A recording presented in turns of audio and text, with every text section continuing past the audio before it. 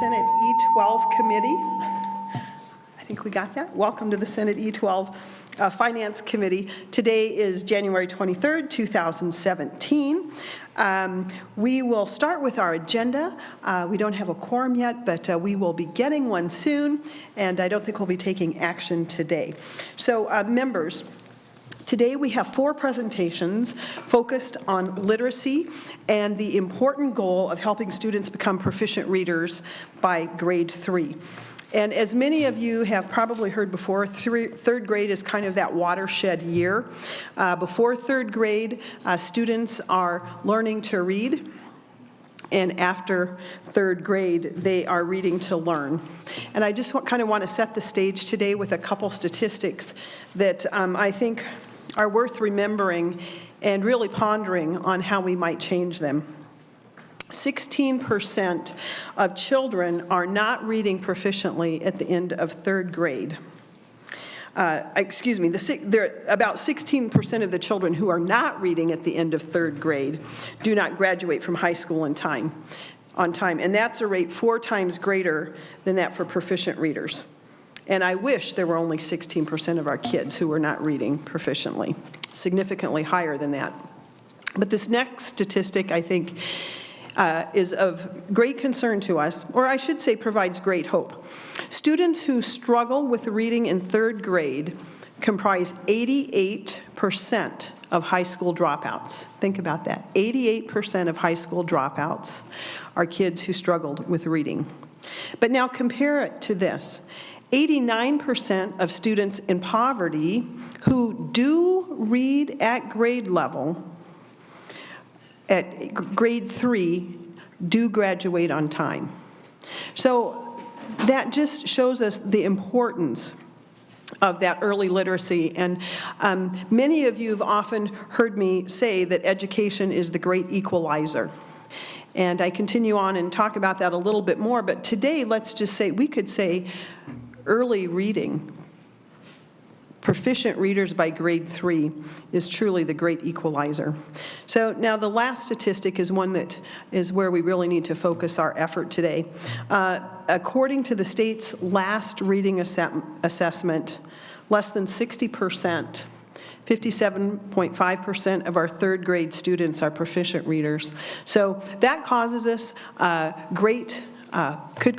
should cause great focus and concern, but the good news is we see great results when we get our third grade readers reading proficiently by the end of third grade. So with that, for our first presentation from the Minnesota Department of Education, I'd like to welcome Dr. Beth Aune, Director of Division of Academic Standards and Instructional Effectiveness, and then Mr. Corey Stay, Master of Education, Reading Specialist. Oh, that's what I am, as a Reading Specialist. Well, I'll let you start, whoever would like to start first. Please introduce yourself for the tape, and welcome to the committee. Thank you, Madam Chair, Senators. I'm Beth Aune, Director of Academic Standards and Instructional Effectiveness. And I'm Corey Stye, and I work in her division as the Reading Specialist for the state. Good morning. Good afternoon, even. And if I could just remind you both that while this microphone is very hot, yours is not. So be sure you speak directly into that mic so we all can hear every word you say. Thank you. Thank you, Madam Chair. Well, today we're going to be presenting information about student performance in reading. You presented some, so we're going to go over that part rather quickly. We're going to talk about some state policies related to reading and how those policies are being implemented in our state. And then finally, we're going to share with you some information about current MDE efforts regarding reading. So let's start with a little overview of student performance trends in reading. The first thing I need to point out is that new standards in reading were implemented in 2013. So comparisons in reading from 2012 to 2013 should not be made. But if we look at the data for the years since then, we see that the MCAs show us that across the years, Minnesota has seen consistent and incremental growth in reading proficiency overall. However, this progress has been very very incremental and slow. The rate of growth has been so slow that we estimate at the current rate, if that persists, we will not have overall proficiency for Minnesota students until the year 2064. Minnesota has also seen consistent and incremental growth in reading proficiency for all student racial and ethnic groups, reflecting diverse efforts to close the achievement gap. The most recent scores on the National Assessment of Educational Progress, which is given in grades 4, 8, and 12, show that at grade 4, Minnesota continues to perform above the national average. Those numbers have followed a similar trend in grade 3 until last year when we saw a drop in scores for the first time. When we zero in on third grade data, we see similar trends by racial and ethnic groups to overall performance scores for the tested across all the tested grades.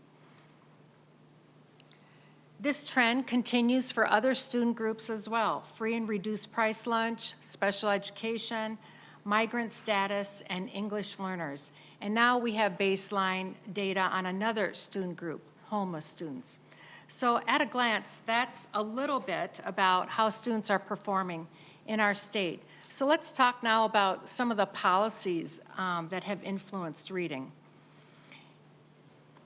In 2001, the Reading Intervention Law was passed. This was you can consider this the birth of the eventual Read Well, what we refer to today as the Read Well legislation. In 2011, the Reading Intervention Law title was changed and it became known as Reading Proficiently no later than the end of grade 3. And at that time, the component for districts to submit a local literacy plan was added. I should say that with this law, there have been many, many changes across the year. This particular law was modified in 2007, 2011, 2012, 2014, 15, and 16. The Read Well legislation is now a component of districts' World Best Workforce efforts, so it's fully integrated into their local accountability plans. There are major provisions in the Read Well legislation. The first of these is assessment and identification. Basically, districts are required to assess students' reading proficiency using locally determined assessments and identify students who need intervention in order to accelerate their learning to be on track to be reading well by the end of grade 3. A second provision requires districts at least annually to notify parents if their child is reading below grade level, to inform them of the interventions that are being provided, and share ways that they can support their child's literacy development at home, including in their native language, if appropriate. Districts also must provide appropriate interventions to meet the identified needs of their students. Another provision is all about staff development. Districts must provide professional development to staff to ensure they can deliver comprehensive, scientifically based reading instruction and deliver the interventions as intended. A final requirement of the Read Well legislation is reporting. Districts must report summary data and submit their local literacy plan to the department by July 1st each year. A second important policy that the state has is literacy incentive aid. Districts receive funding based on two measures, proficiency and growth. So in proficiency, their aid is determined by the percentage of grade 3 students meeting or exceeding the standards on the MCA reading test. For growth aid, that is determined by the percentage of grade 4 students meeting their growth target from the third grade MCA to the 4th grade MCA. So it's a sum of those two measures. In fiscal year 17, the total literacy incentive aid was $45.6 million, and districts can use this funding in any way they choose. Other recent literacy initiatives include things such as the Minnesota Reading Corps. Funding was provided from the state through the department to serve Minnesota for the Corps, which provides school-based tutors who work with identified struggling readers one-on-one to provide evidence-based literacy interventions. And I think we're going to hear more about that later today. Another literacy initiative that is funded at the state level is the Singing-Based Reading Program pilot.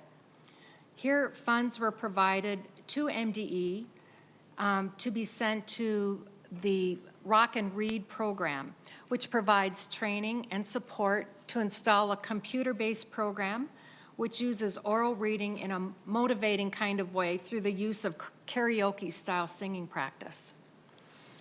A third recent literacy initiative is the addition or change of 2 definitions in state law, and those are definitions for comprehensive scientifically based reading instruction, which was revised in 2011, and a definition for dyslexia, which was added in 2015. So how have districts implemented these policies? We have 3 sources of information now for the first time where we can get some insight as to what's happening around the state and how well or not these policies are being implemented. The first kind of data source that we look to is known as the ELA MTSS Implementation Survey, kind of a mouthful, but it's a survey that's administered annually since 2014 regarding districts' implementation of the Minnesota English Language Arts Standards and multi-tiered systems of support. A second data source is through the local literacy plans. We worked with Hanover Research to analyze a sample of local literacy plans to see indeed what was being planned and happening in school districts. And then a third source is the ReadWell data that districts are required to submit to MDE every year, and their local literacy plan submission. So what did we find out when we looked at these 3 sources of data?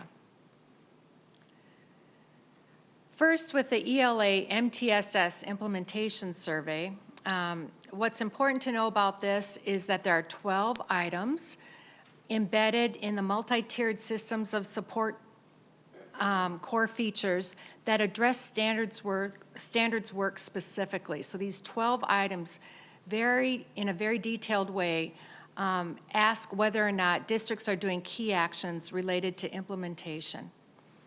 And districts are reporting that only 19% of their elementary schools, 13% of their middle schools, 9% of their high schools rate a majority of those items at being at full implementation. Another way to look at this is that of the schools that took this survey for the last 2 years, only 17% of them rate themselves at full implementation of the ELA standards, and that includes, of course, the reading standards. Now, what do we mean by full implementation? Full implementation means that there's very deep understanding among the educators about what the standards mean and what levels of rigor look like in the standards. It means that there's ongoing use of data and there's effective instructional and other kinds of practices to support student learning.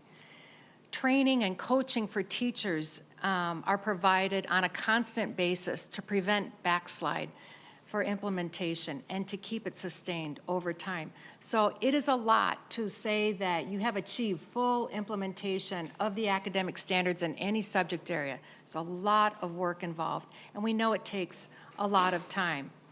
Some of the challenges that have been identified through these various data sources are the following. Indeed, that progress is slow, implementation takes time, years in fact. And we've also seen some backslide, that districts have trouble keeping forward progress. And why is that? At least 4 things have been identified through the MTSS ELA survey. First of all, districts that took the survey reported over 40% of key leaders changed between 2015 and 2016, 40% of their key leaders. They also said that with the adoption of new standards, new curriculum, new practices, this impedes implementation progress. In Minnesota, you may recall that we review the academic standards once every 10 years. It used to be less frequently than that, and that, of course, is very upsetting for districts to always be working with changed standards. So this is a good thing that we have a longer implementation plan. A third thing that was discovered is districts and schools are often implementing multiple initiatives at one time. So their attention has to be spread out among many different diverse areas. And finally, continuous improvement processes often show the need to revisit work in some area that you thought was finished, or to revisit some false assumptions that need to be addressed. For the first time, we now have data that when districts fully implement the standards and multi-tiered systems of support, their reading performance improves. Now, this may seem obvious that this would happen, but this is the first time that we've been able to collect enough data where we can make that claim. Schools that had an average of fully implemented responses on this survey had an average of 5% more students who scored proficient on reading than schools who were at a lesser stage of implementation. Another data source that we look at to see how well districts are implementing the ELA standards, including the reading standards, is through analyzing their local literacy plans. The Hanover analysis showed us that over 84% of districts met half or more of the required components of the Read Well legislation, half or more. However, only 24% of the school districts met 70% or more of those components. So in a nutshell, districts are struggling to keep up with many changes in these laws, and there's a lag in implementation as capacity is built at all levels of the state system. When we look at the submissions that schools are required to make to the Read Well site at MDE every year, we've seen a number of different things happening there as well. There are some challenges that we would say are associated with local assessment and data literacy. One thing that we've seen is that assessments have been reported as measuring reading components that they do not assess. For example, using a letter naming assessment and to say that that measures phonemic awareness.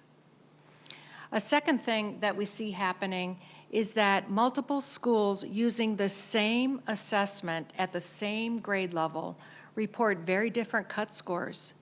They do not share a similar understanding as to what constitutes grade level proficiency. A third thing that we're seeing is that some assessments are being used for purposes that the publishers do not claim are valid. For example, the NWEA MAP test being used for progress monitoring. It was never designed to do that. And a fourth thing that we see happening is that there's significant staff turnover who are doing these reports every year. So the reporting may be inaccurate because these staff are needing to get retrained, and sometimes they don't get the proper assistance they need to do accurate reporting. Another thing that we see happening is that districts are largely reporting students at risk status rather than their proficiency. At-risk identification is needed to drive intervention. It helps local decision-making to figure out which interventions should be applied to which students. It's a critical focus of the law. But as of 2011, the law does not ask districts to report at risk. It asks them to identify if students are reading at grade level. So there's a question out there as to whether districts are assessing proficiency or they're only identifying students who are not at risk. Two very different things. So those are the main points that we've been able to capture from the sources that we think provide the best insight as to implementation around the state. We'd like to conclude with sharing with you some current efforts at our agency to address reading. One that we're very excited about is the Minnesota Standards Portal. This is an online one-stop shop that will be all about standards implementation for all subjects. So on this site, we hope that leadership teams from schools and districts will be able to find information about the standards in all subject areas and get good resources, templates, tools, protocols for helping them do this very important and complicated work of standards implementation. A second effort is the Tiered Fidelity Inventory Pilot Project. And this is a pilot to help districts measure whether or not the implementation in math and or English language arts is going as intended, and it helps them with their continuous improvement processes. A third really important initiative, of course, involves the regional centers of excellence. We have reading specialists at those centers, and they are providing very detailed technical assistance to focus and priority schools. A new tool that we are developing is the standards-based education rubric, specifically for use with priority and focus schools, but can be expanded to other schools as well, to help districts get an idea of what implementation looks like from beginning to end. And then we are also developing a number of courses, e-learning modules, and then interactive courses using our new learning management system. Our idea is to help districts receive training and professional development, technical assistance from us 24/7. Another important effort concerns the development of the kindergarten entry profile. Now there is a valid and reliable menu of comprehensive assessments that can be used for pre-K through third grade. We have an early learning assessment tool finder that helps educators select the appropriate assessment. The early childhood indicators of progress have been totally revised, and they're posted on our website now. These are sometimes referred to as the early learning standards, and Minnesota's early learning standards are now aligned to the K-12 academic standards. We also have regional certified trainers available to provide support for the kindergarten entry profile administration. And we have a document that's been published to help educators and parents know how to navigate the school system when their student is struggling in reading or struggling with dyslexia. There's a variety of different kinds of professional development and technical assistance that are available. A couple of them are listed here. Age 3 to grade 3 literacy and the MTSS communities of practice. And there's a lot of different kinds of collaboration going on with different educational organizations, and you see some of them listed here. And then finally, the new Every Student Succeeds Act, ESSA, has a grant application. It's called the Learn Grant Application, Literacy Education for All, Results for the Nation, and Minnesota intends to apply for that grant, and we'll get further assistance through that project as well, if we win it. So we feel like we've really given you a quick walk there through some major data points regarding student performance in reading, some major state policies that affect reading, how those policies are being implemented across the state, some reasons for that, we think, and then some current efforts that are underway to help districts, to build district capacity to implement the standards. So with that, Corey and I are available to address any questions you have. Thank you very much. I will note that a quorum is present, and I will start with one question, and then members, if you have other questions for this particular group, please get them ready in your mind. I'd just like to draw your attention to the slide at the top of page 10.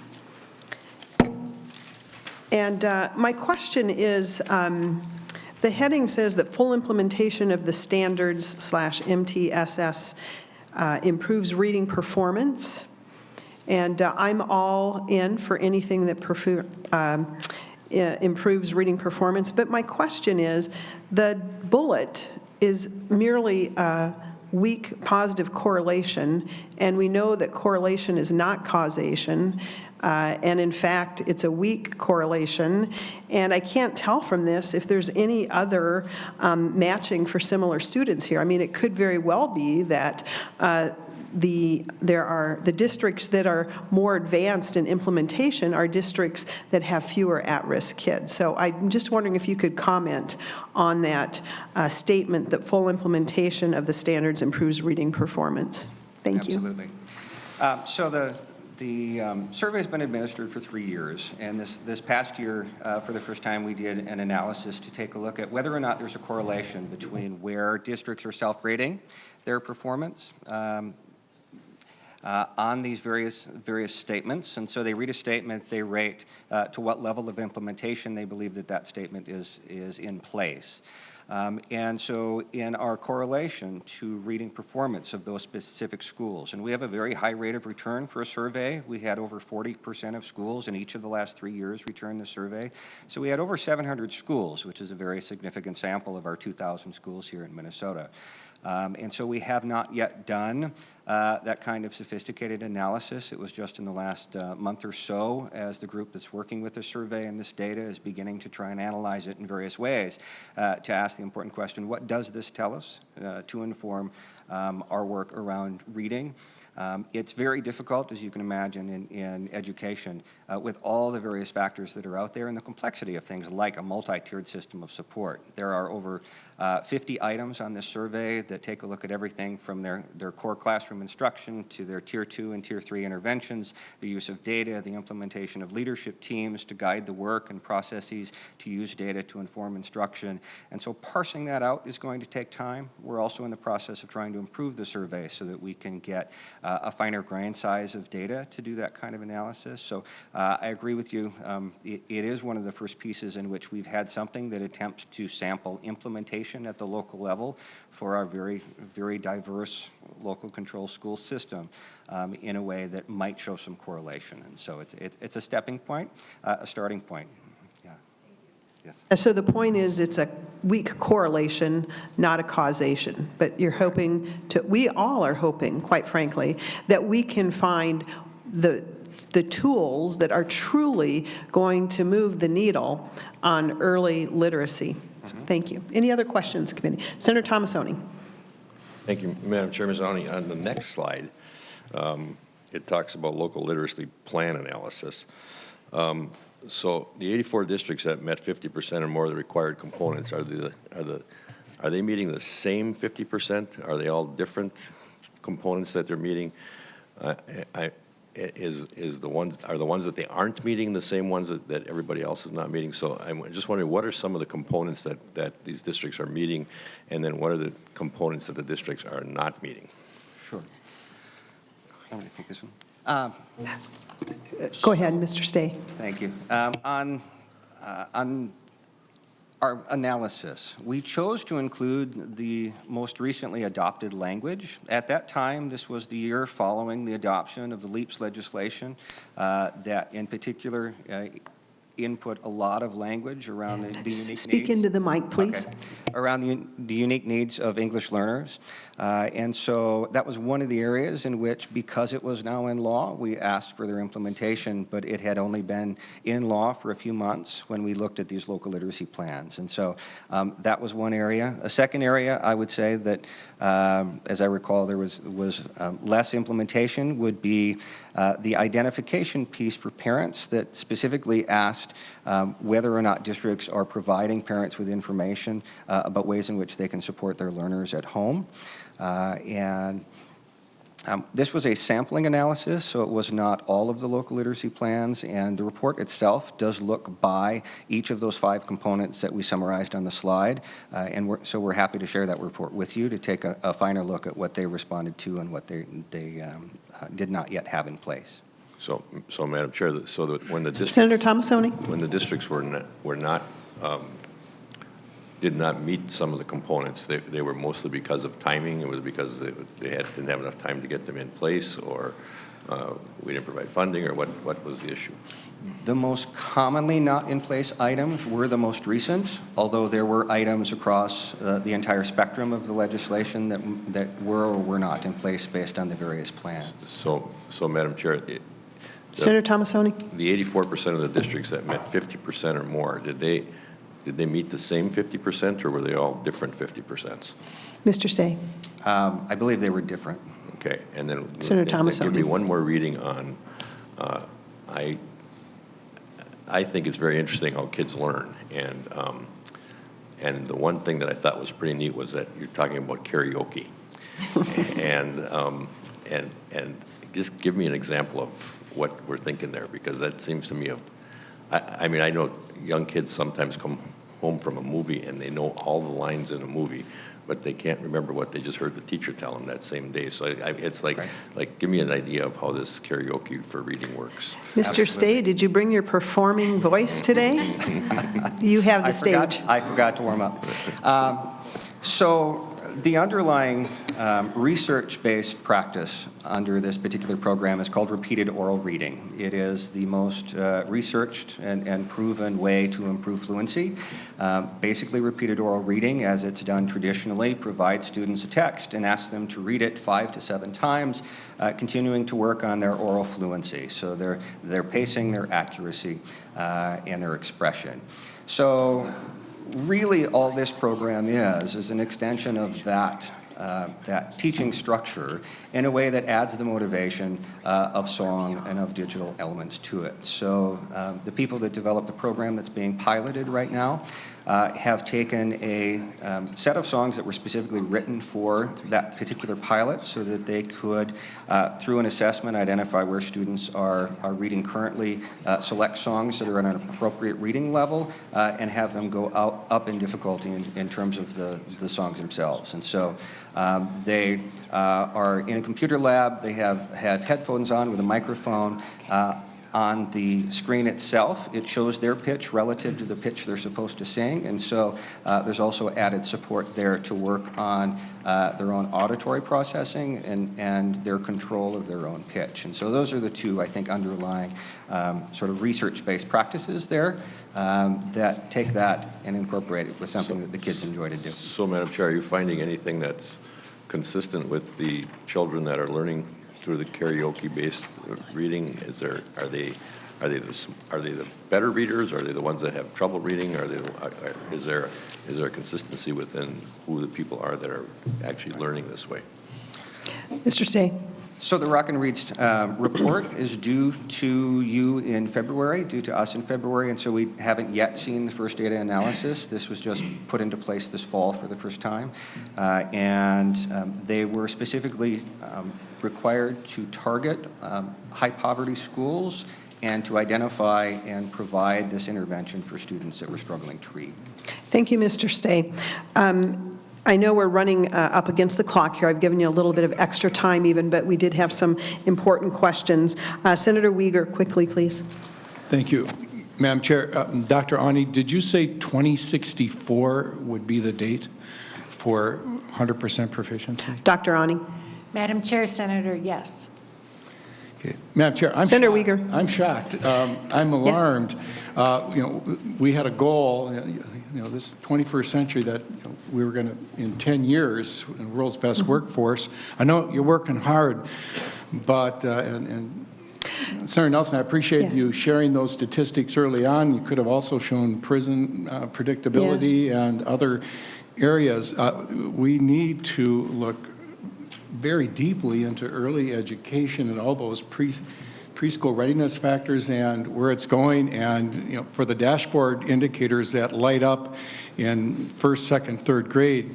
That's good if there is this early this intervention then, but it has to start much earlier. It has to be a comprehensive effort. Blasey's going to be 80 years old potentially, and many of us are going to be gone if we continue on this. Senator Uyghur, I share your shock, and I wrote that down. Basically, we would be losing 4 generations of Minnesotans if we waited until 2064. So let's just make it very clear, that is not an option. We are going to do things differently to make sure that we do not lose 4 generations of Minnesotans to being illiterate. So thank you, Senator Uyghur.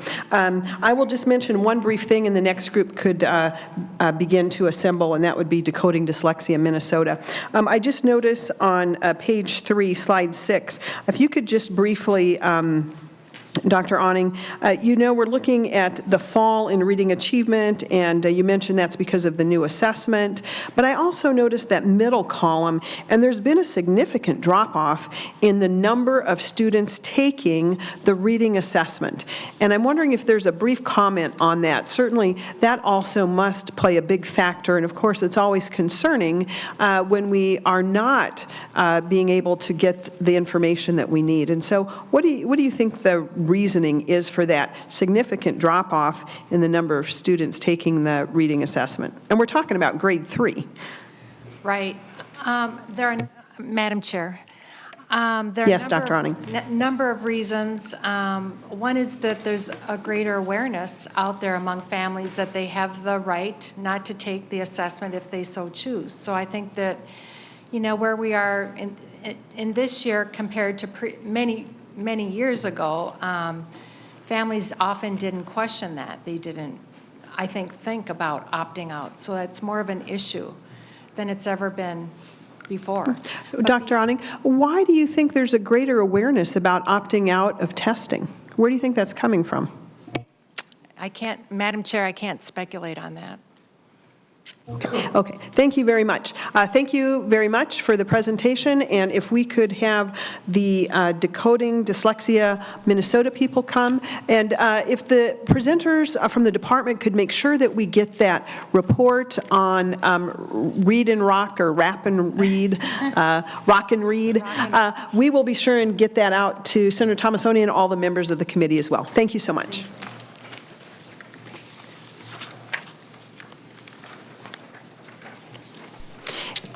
Members, we have Decoding Dyslexia Minnesota coming to the table today. This is Rachel Berger and Heather Smith. So when you're ready, please introduce yourself to the committee. Go ahead. Ms. Smith? Madam Chair, Rachel Berger, and this is Kimberly Dumitrica. Thank you. Adjustment. Who will start? Thank you. Ms. Berger. Thank you for inviting us here today. As I said, And please speak into the mic. Thank you. it's not hot, right? As I said, I'm Rachel Berger. This is Kimberly Dumitrica. We're here from Decoding Dyslexia. Decoding Dyslexia Minnesota is part of a national grassroots movement driven by parents, teachers, and other individuals concerned with the limited access to identifications and interventions for students with dyslexia in our public schools. And for those of you that are new to learning about dyslexia, struggling readers account for 17 to 20% of our population, with a high portion of those being unidentified dyslexic students not receiving the specific services required to increase their reading proficiency. Studies support that when children leave third grade not reading at grade level, their chances of ever catching up are reduced significantly. And of students who are reading disabled in third grade, 74% of those are still struggling in high school. Data also supports that low literacy skills are directly tied to poor outcomes that, when not addressed early, cost our society significantly later.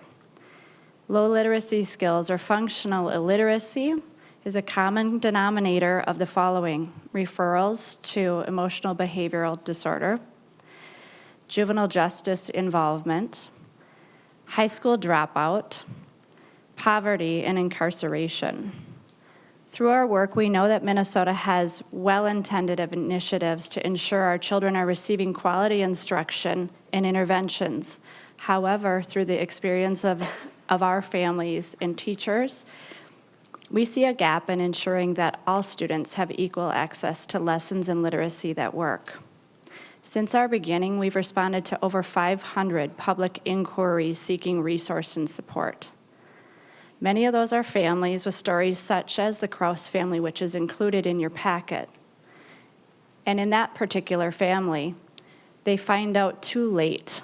They assume in the beginning that their child is maybe just not ready for school, needs more work, needs to work harder.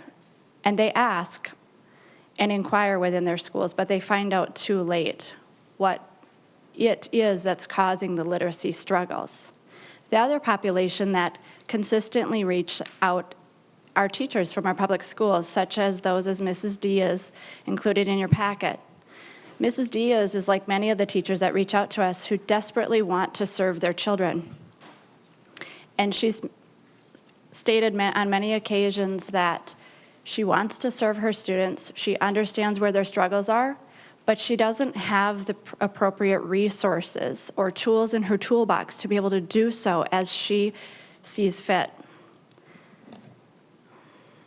We see an opportunity here to work together to tighten up the gaps and to strengthen the outcomes from students. We can make an impact to kindergarten readiness and an achievement gap. We can do that by addressing low literacy caused by unidentified and unsupported dyslexia. For a number of years, many of you have heard us advocating to meet the needs of this underserved population.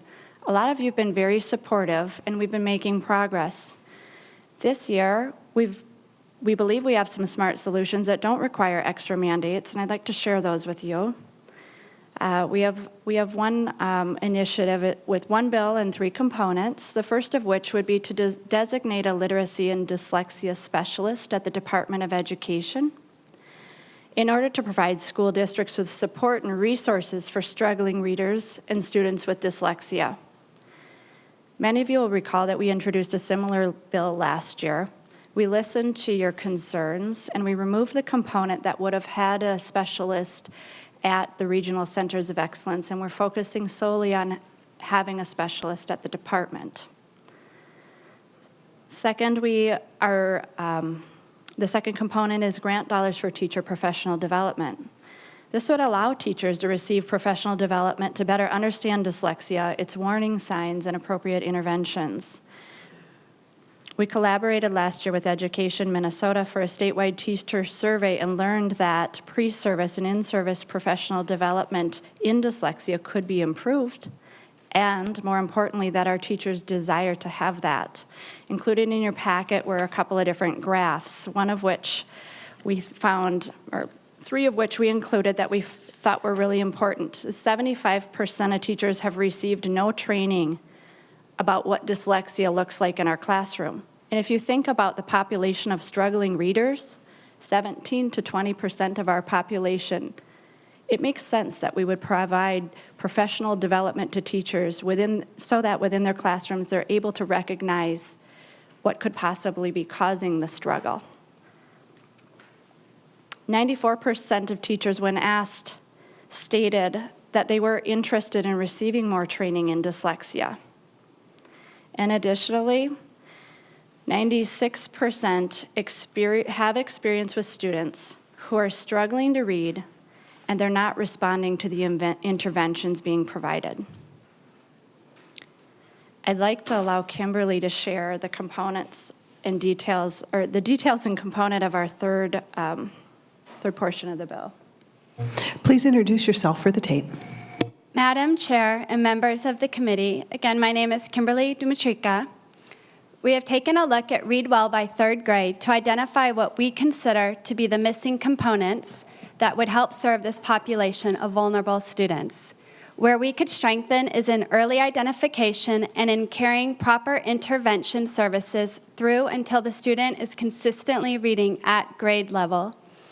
With the amendment that passed last year for schools to report screening efforts, we now have districts seeking tools and resources. The guidance that MDE has is a paper written a few years ago entitled Navigating the School System While a Child is Struggling with Reading or Dyslexia.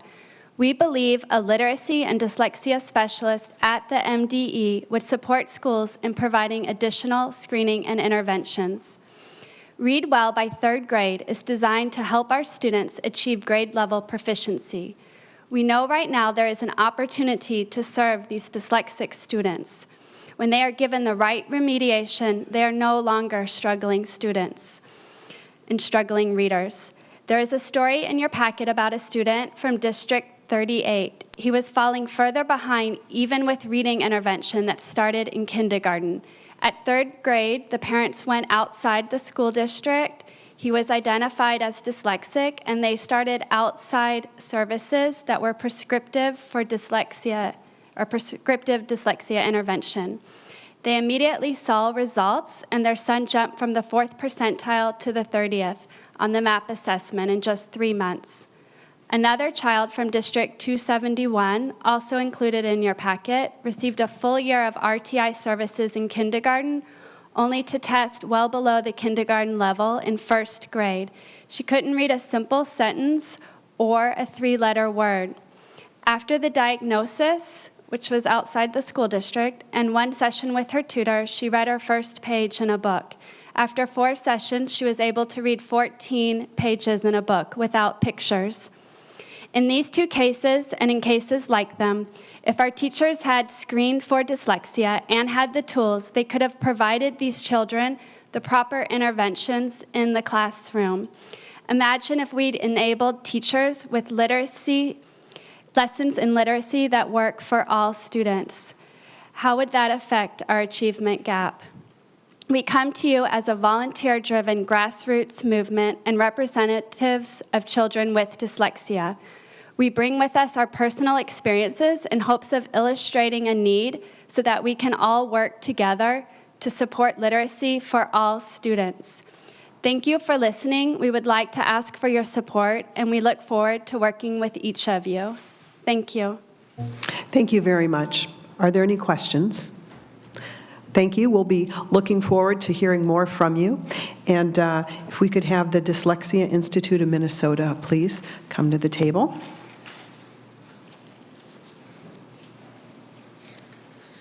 Members, I just want to make sure that you are aware that most of these documents are in your folders. So you've got the hard information and also the contact information if you need further follow-up. Ms. Russell, please introduce yourself for the tape. Welcome to the committee. Thank you. Madam Chair, my name is Cindy Russell.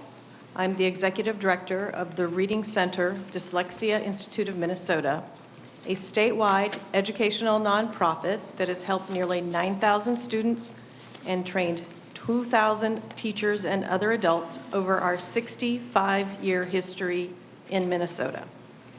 Ms. Russell, do you have a PowerPoint, or shall we make sure that members have this document in front of them? If you would just have your handout, because I didn't bring it for your screen. Okay, thank you. Go ahead, please.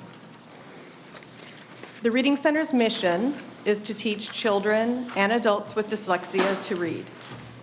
You may have heard of us before. We are undergoing an expansion both in programming, reach, and of our facility, and are being considered for bonding funds as we were last year. And we thank you for your support last year, and we hope for your support this year.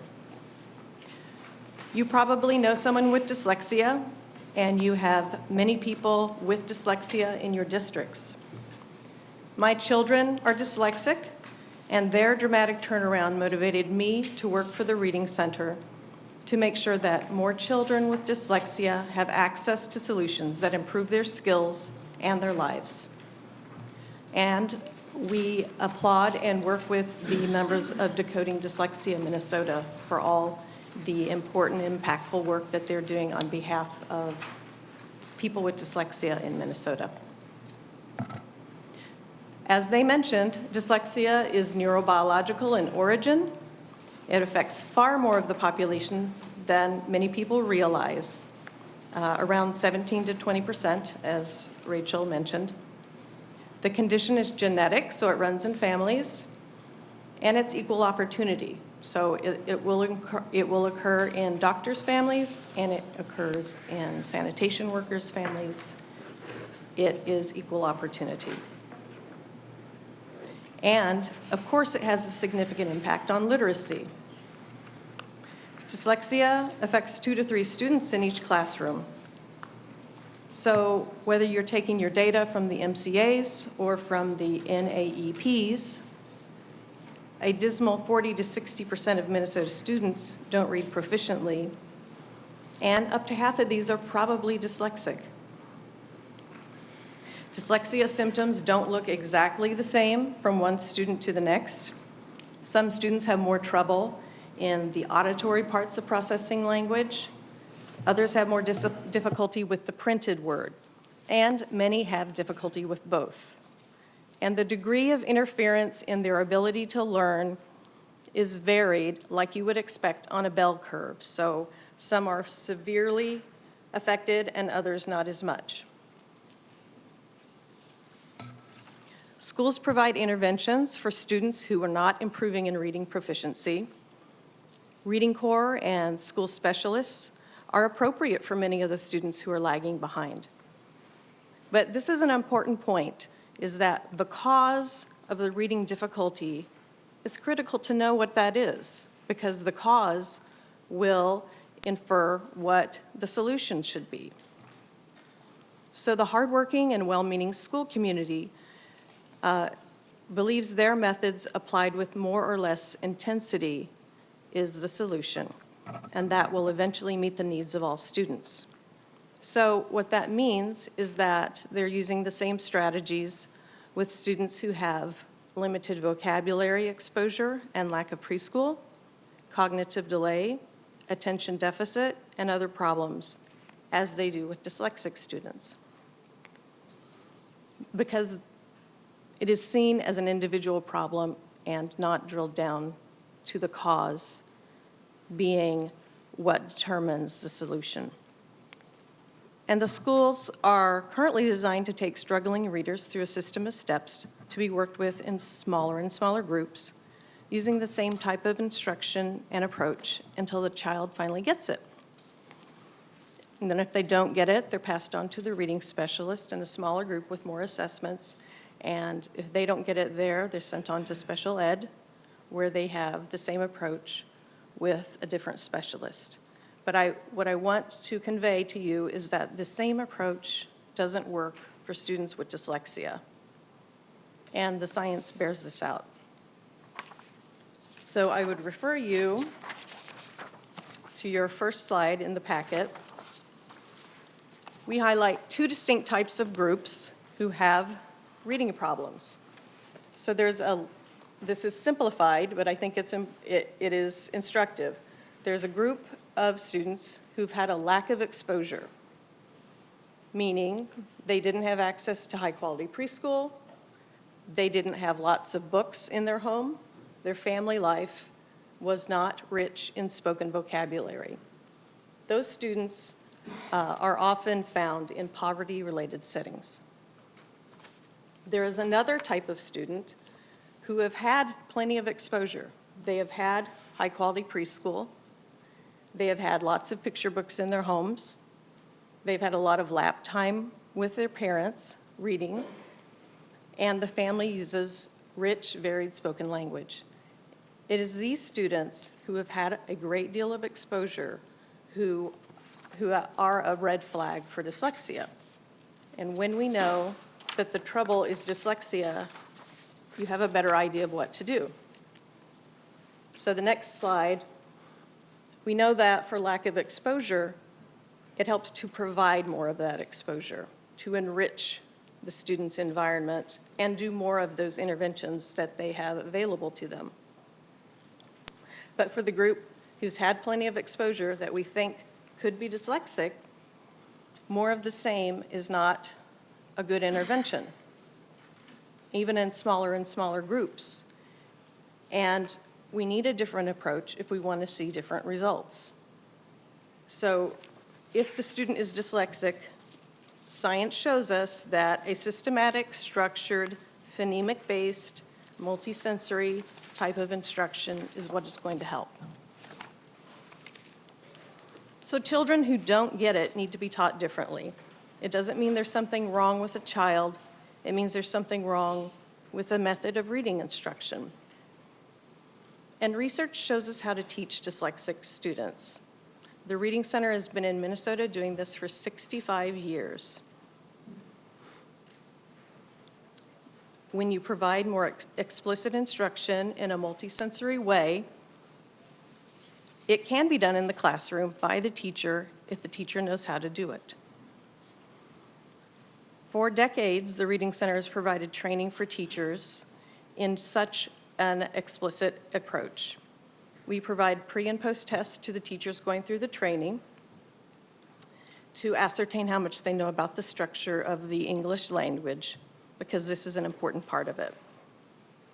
What we found is that licensed teachers taking the training scored no higher than the average parent, grandparent, or volunteer who took that training. So we started to ask our teachers where and when they received their college prep for teaching, and learned that it didn't matter where they got their college prep, because this information simply wasn't included in their college education for teacher prep. So they can't teach what they don't know. I am not blaming teachers. I want them to have this information so they can reach more students. We've demonstrated through our teacher trainings that when teachers learn and use this approach, the reading scores of their students rise above their controlled peer classrooms. So by raising the scores of the lowest scoring readers, we have data that shows, this is our next slide. So the following chart shows student reading scores for kindergartners in schools that we trained. So there is a control group, and then there is the intervention group where we trained the teachers, and then we took the reading scores of their students. And at the end And of Ms. the Russell, year- I just want to make sure that the members know we have a black and white copy. No, And so no. you can see where that middle bar Okay. should go, up to Yep. 43 or 31%. So Right. thank you. But you might want to go through and just describe the control and the different bars. Thank you. Right.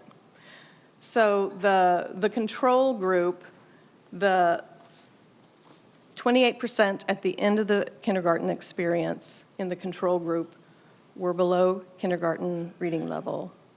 43% were at the kindergarten level, and 28% were above kindergarten. So these are the controls.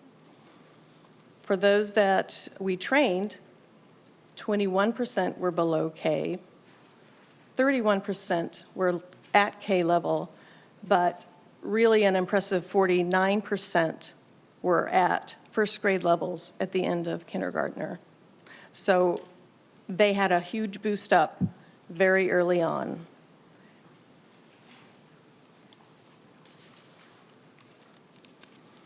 We can also show you that when you take your most dyslexic students, so the ones who are struggling the most, and you provide this instruction one-on-one or in small groups, they can make even greater gains.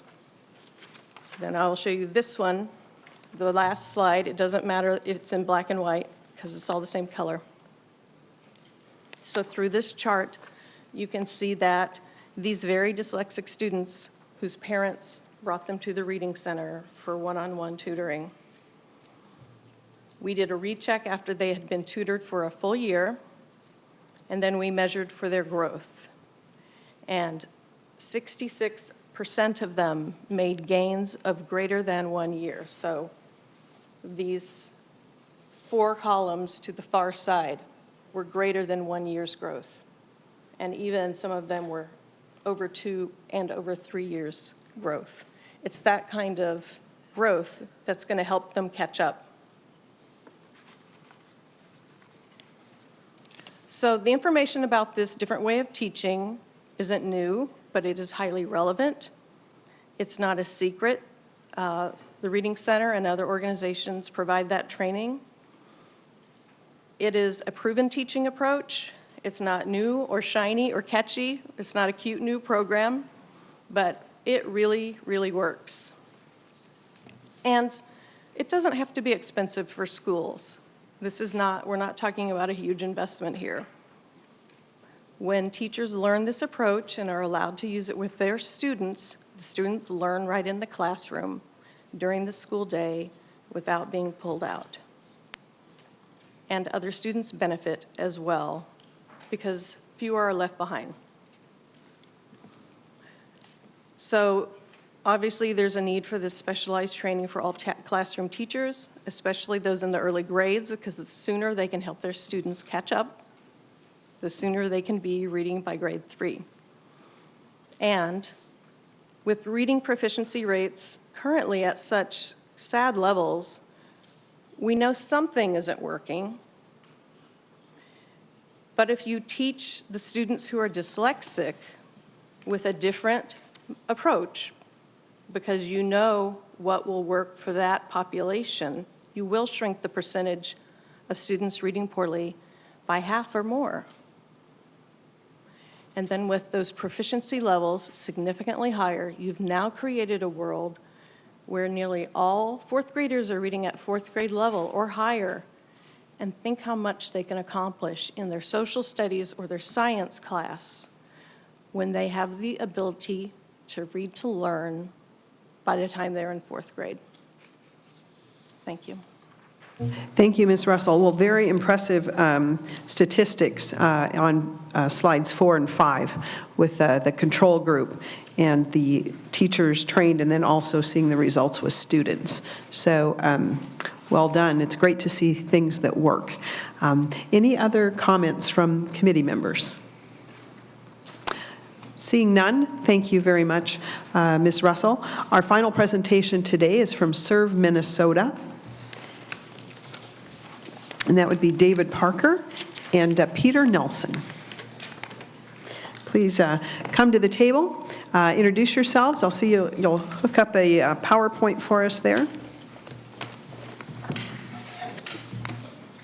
Members, while that's getting hooked up, let me just remind you that on Wednesday, we will be reviewing the governor's education budget proposal that he'll release tomorrow, and we'll also be having a walkthrough from the Department of Education. Who would like to start today? All right. Mr. Parker, David Parker, please introduce yourself. Yes. Welcome to the committee. Madam Chair, committee, thank you so much. My name is David Parker. I'm the research director at Serve Minnesota. And as you noted, we have Peter Nelson. He's the assistant research director at Serve Minnesota. And it really is a great opportunity for us. We're excited to be here, a part of these other organizations, to talk about the work we're doing on behalf of the future readers of the state. We know that there's some range in the familiarity of the committee with respect to the reading course, so we've put together some content to cover that range. Some of you are deeply familiar, some of you may be learning about it just for the first time. So the questions that we're going to try to answer cut across that, and we hope that the information is helpful for you. We're going to cover basic questions like what is reading core and does it work? And then answer some forward questions. We're an innovative thinking group, or at least we like to think that we are, so we have some questions about that, what we're doing in that topic. And then we're also going to want to answer a question about how we think this is valuing the state of Minnesota. Before I continue, does everybody have their handouts? Okay.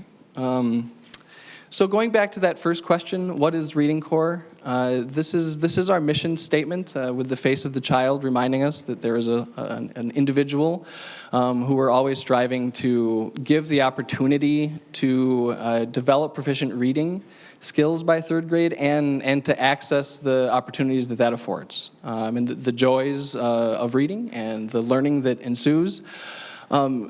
Senator Nelson, I think, scooped our lead on this slide.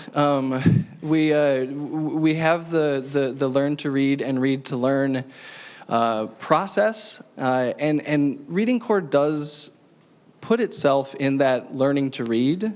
And we talked, Senator Nelson shared some statistics, and there's another one, variation of the theme of the critical importance of that process of learning to read.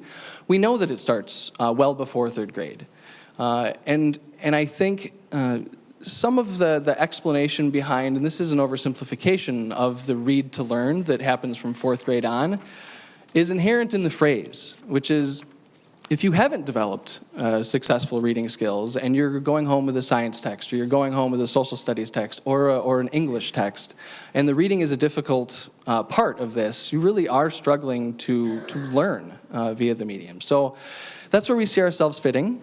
And what we know in some of the statistics, the statistic that we have here from last year's third grade proficiency across the state, has already been discussed. But we know too many students are not reaching that critical level of proficiency. It can be defined in a number of different ways, but in the state of Minnesota, some 42.5% are not reaching proficiency.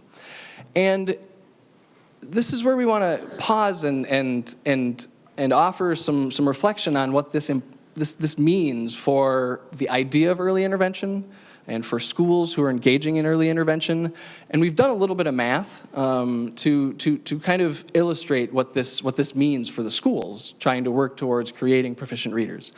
If you take a not atypical size school of about 500 students and you apply that 43%, and you say, I want to turn those 43% of the students into proficient readers, and then you overlay the evidence base, the things that work in reading, in terms of the time that it takes to do that, you get some pretty exorbitant numbers. You get some pretty big numbers in terms of the time that the school has to find to dedicate towards supporting those students. And so that metric there in blue, in the big blue, is weekly hours.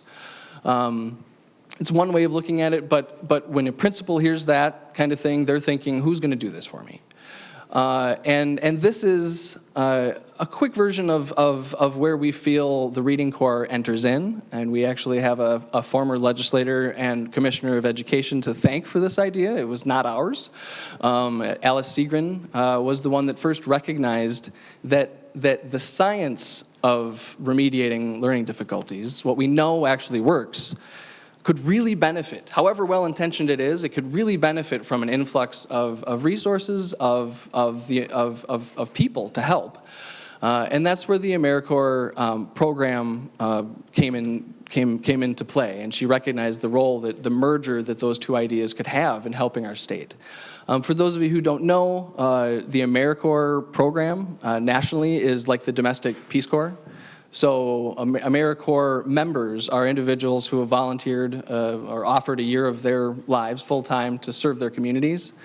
And what we've done in Minnesota, your commission, every state has a commission, your commission has kind of figured out a way to do that at a pretty large scale for the issue area of reading. And so the next slide shows a little bit of that scope. Across the state. Over the years, we have expanded to serve schools across the state, from Roseau to Rochester, and even farther south than that, Kingsland, which is where I'm from.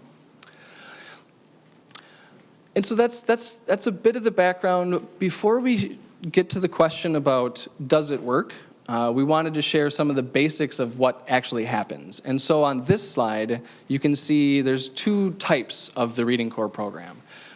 In pre-K settings, that individual who is offered a year of their life to serve their communities is embedded directly into the classrooms. So they're in pre-K settings, they are providing literacy support all day long for all the students. You'll see them do things like rhyming activities from the bus into the school. So they're working on critical or literacy skills at all available times.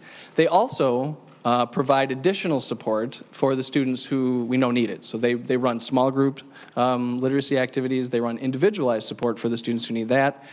And the last thing they do is they help run the data collection that helps make decisions for which students might need support and determine how they're doing during the support.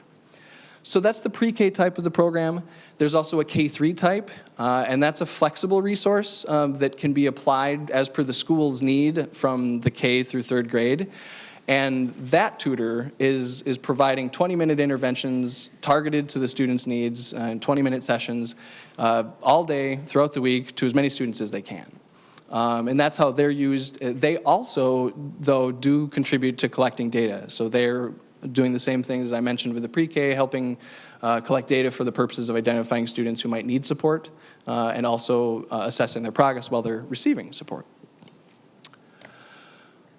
So that's the basic types. Now, all of the literacy-related activities that the tutors are doing map directly onto that process of learning to read. So the key early literacy skills that need to be in place for that learning to read part before you read to learn are illustrated in concept on this slide. So if you walked into a pre-K classroom, you might see a tutor doing a vocabulary intervention with a group of 4 kids.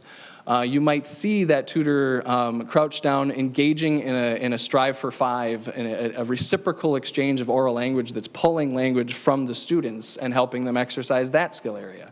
In a K-3 setting, you might see the tutor working on a fluency intervention, not unlike what we just heard with the karaoke program. There's that type of intervention without the karaoke, obviously, is embedded into what Reading Corps does. But you might see them doing an initial comprehension intervention as well.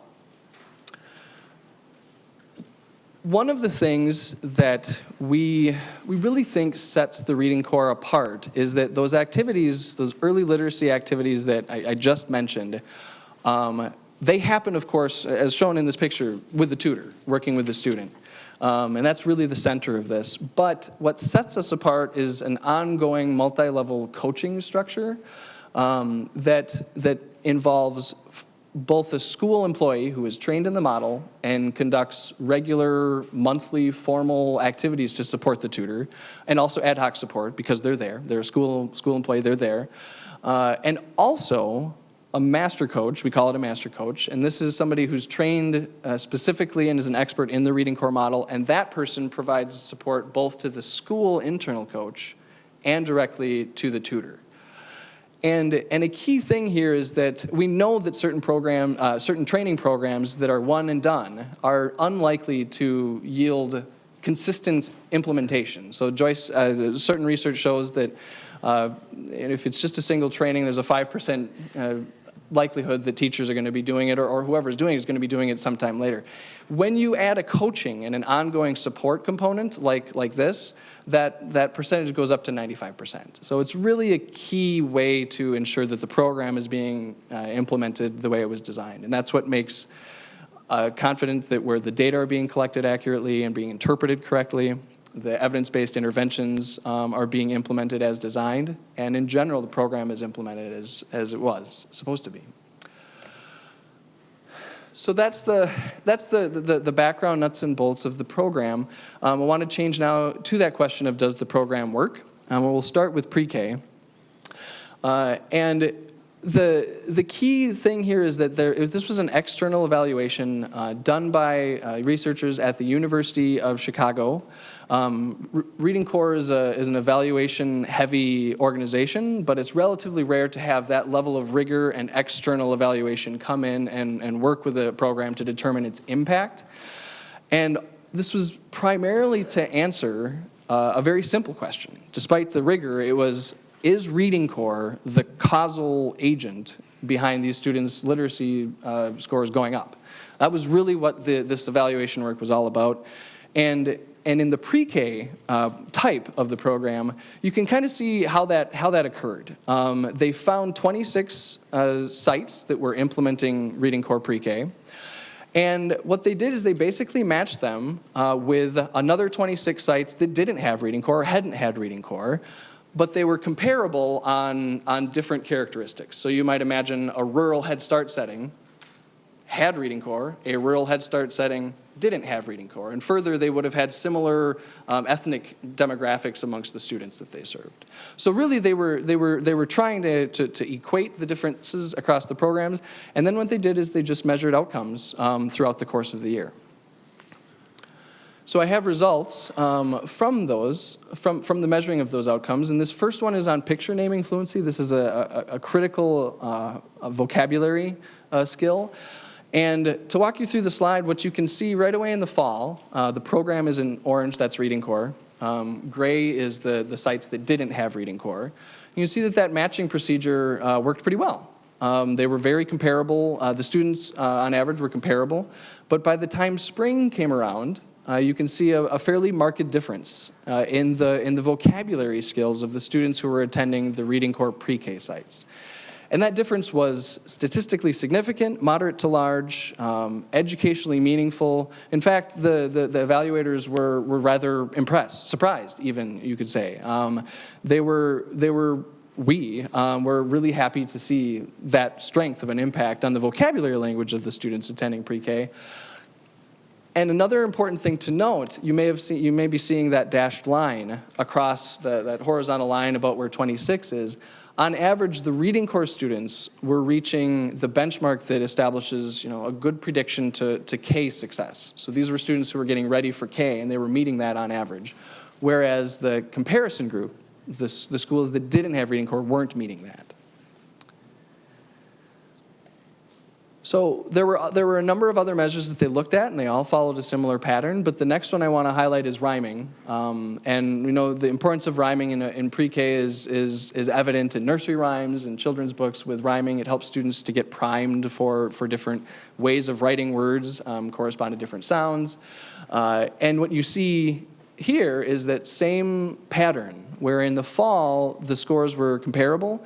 But by spring, a fairly dramatic impact of the Reading Core program in that the Reading Core students had considerably, statistically significant, larger rhyming skills than the comparison students.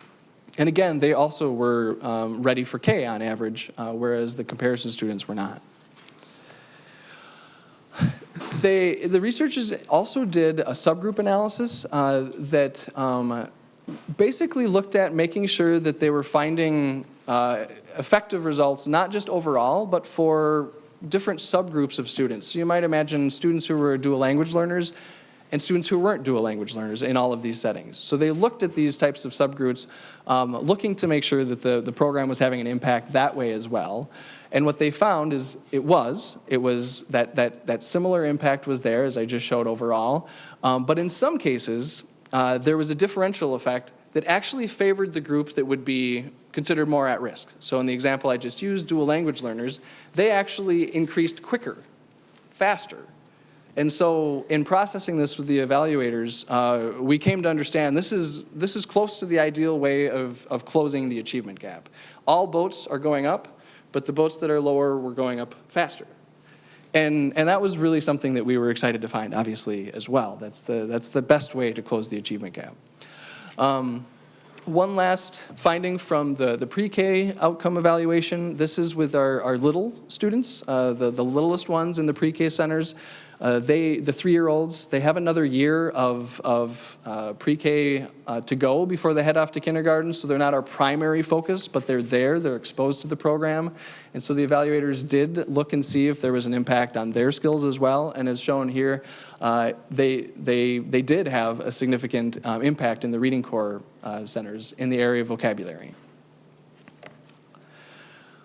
So I want to close out in answering this question about does Reading Core work by sharing the K-3 program results. They were able to take a different approach, called a randomized control trial. And basically, in short, they found 23 schools that were participating. They established a pool of eligible students. And out of that eligible students, group of students, basic random chance, a flip of a coin decided who would get the Reading Core program in the first semester of the year, and who would be waitlisted to get it later. But they would measure the outcomes of students of both groups during that fall. So we're looking to see if there's an impact during that fall semester. And I'll share with you the kindergarten results because this demonstrates nicely that there was in fact an impact. You can see that program again is the Reading Core group. They started the same, the gray and the orange started the same place in week 1, but there's a rather pronounced and accelerated growth trajectory for the students receiving Reading Core during that fall semester.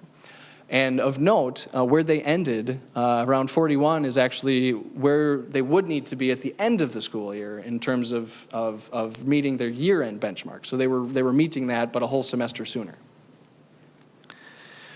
So this is just the narrative summary of the external evaluators' work. They did conclude that the program was replicable. Basically, they looked at, not all schools are exactly the same, and not all of those AmeriCorps members giving their year of service are the same. They come from different backgrounds. And they concluded that the program was effectively implemented across those different, variations. And then obviously, as I noted, it was making a significant impact, and as mentioned, it was closing the achievement gap in the way that we would hope. So now to that last question about how Reading Corps is continuously innovating. As I'd mentioned, we were delighted with those results, but we are striving to add both breadth and depth to our impact. And we've got some examples that I think that show that. Starting with the area of vocabulary, but I just want to note that all of this work is driven in our research and development kind of department activities by what we call an innovation pipeline. Mr. Parker, this is phenomenal, and the results are phenomenal, but I do want to just remind you that committee adjourns at 4:30, and we want to make sure that we get to hear from Mr. Nelson, too. So please continue. Thank you. Madam Chair, thank you. I will do the 2-minute version of what I have left, if that's okay. So there's a pipeline, and this work is working on closing the word gap. So we know students arrive to school with substantial differences in their vocabularies, and the question here is, can Reading Corps play a role in helping the students who need to make up their word gap, make up their word gap? We have a couple of innovations where we're targeting words in a very intentional way, but I'm going to skip to the next innovation that I just want to describe in concept. This is the licensed family child care, and without going into the details of this pipeline, if you go to need, this is a need about breadth, because as I just reviewed, the pre-K program was generally successful in making a big impact. But we know that more students actually are attending licensed family child care settings than school or community-based pre-K centers. So this is about replicating the program where the students are at, finding them, and having that effective pre-K program find the students. So we've got a very systematic process of getting the providers of licensed family child care to do the Reading Corps practices that we know are working. And then lastly, I'll just highlight that we have an innovation in the works called the Promise Model, and this gets its name from promise zones where we know that the need is greatest. And this is occurring at a school in North Minneapolis. And if you go back to that thinking about the implications of early intervention, this is about meeting schools and providing them resources where nearly every single student needs that early support. And so what we're doing is we're embedding tutors in every K-3 classroom, building off that successful pre-K model, and a master coach, and we're partnering with both the schools and the local context, in this case, the Northside Achievement Zone. And this is poised to scale by a couple schools next year. It's all about understanding the impact of the program on the students. And now I want to turn to Peter Nelson to talk about the value to the state. Thank you. Very impressive results. Thanks for that great data. Dr. Nelson. Madam Chair and committee, my name is Peter Nelson. I'm the Assistant Research Director for Serve Minnesota. And so David has already shared some of the exciting ways that Reading Corps is impacting students in Minnesota. And I'll just summarize very quickly. We know that students' skills, if they're served by a Reading Corps member, those skills are going to improve. This is something that's been demonstrated empirically in a number of different rigorous evaluations of the program. So we also know that those students, whether they're pre-K, kindergarten, first, second, third grade, if they're served by a Reading Corps member, they're going to be in a good position to pass the state test. And if you want to flip to the next slide, and this is true across a variety of contexts, we can look at rural areas like West Central and Nicollet schools, where over 70% of students who reach proficiency were served by Reading Corps. And we see similar distribution in larger districts like Duluth and St. Cloud. And in more urban districts like Minneapolis and St. Paul, where we know the challenges are fairly significant, over 48% of all proficient students were served by Reading Corps. And what's remarkable here is that the proficiency rates of students who completed Reading Corps are actually larger in these districts than the district-wide proficiency rates. And it's remarkable because Reading Corps is serving students who are at risk. These are students who are predicted to not pass that state test. And those proficiency rates are exceeding the district average, which includes everybody. Okay, so we know student skills are improving, and we know that the result of that is an increase in the probability of those students going on to pass the state test. Okay, so this is really the crux of the program, though. that we're getting students back on track to be successful academically and contribute to society. And I just want to elaborate that on a little bit. In this slide here, you see 3 benchmarks: an early literacy benchmark, a 3rd grade reading proficiency benchmark, and a high school graduation benchmark. Now, as we've discussed, these are logically connected to each other, but they're also empirically connected. Students who have high early literacy skills are much more likely to be reading proficiently in 3rd grade, and students who are reading proficiently in 3rd grade are much more likely to go on and graduate from high school. And as Senator Nelson shared, students who are not reading proficiently in 3rd grade are 4 times more likely to drop out of high school. And I'll add to that and say if you're a low-income student, the outcomes are even worse. So if you're a low-income student and you're not reading proficiently by 3rd grade, you're in a really difficult position. And this is what Reading Corps is for. Reading Corps identifies students who are off track and works to get those students back on track by addressing those early reading skills so they can go on and pass that state test in 3rd grade. But it's not just about the test or the score, right? It's about what that score represents, and what it means to be reading proficiently, what that does for a student, what kind of opportunities that opens up, both in terms of academic opportunities, but economic opportunities as well. So we've talked a lot about value of the program around proficiency, and I think there is inherent value in achievement, of course. So over last year, for example, over 6,500 students who were served by Reading Corps passed the 3rd grade state test. This is, I think, a remarkable fact. It's something that demonstrates the scope and the impact of the program. But we also know that there's another value to getting students to read proficiently.